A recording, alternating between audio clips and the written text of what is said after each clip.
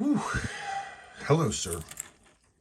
Firstly, thank you for your patience. As always, I am, I'm busy touching wood, but as far as my skills go, this watch is ready to go.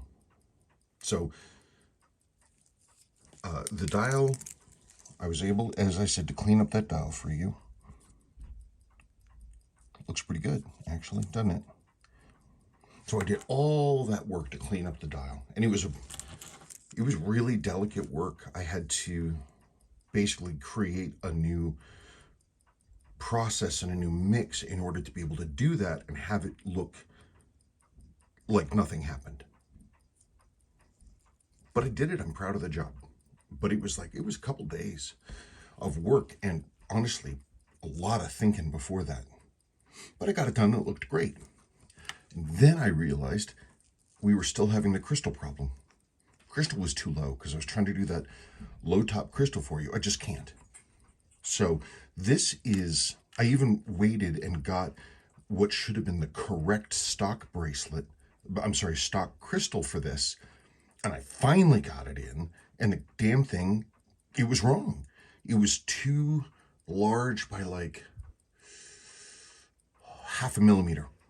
I thought you said like a tenth.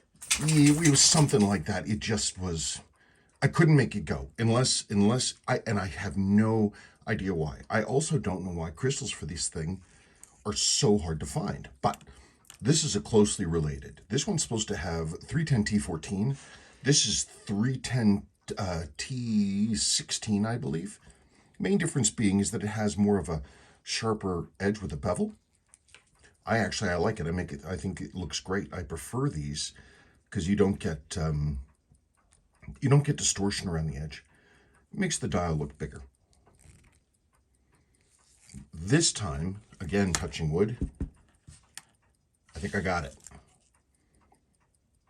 That crystal, ugh, I'm amazed I don't have nightmares about it. Anyway, okay, it got in. It was half a day. It was half a day of work to figure out how to deal with this crystal. It's crazy. I don't understand it. Okay, but it's ready to come back. Thank you again, and I apologize for the delay, and I thank you for your patience. Okay.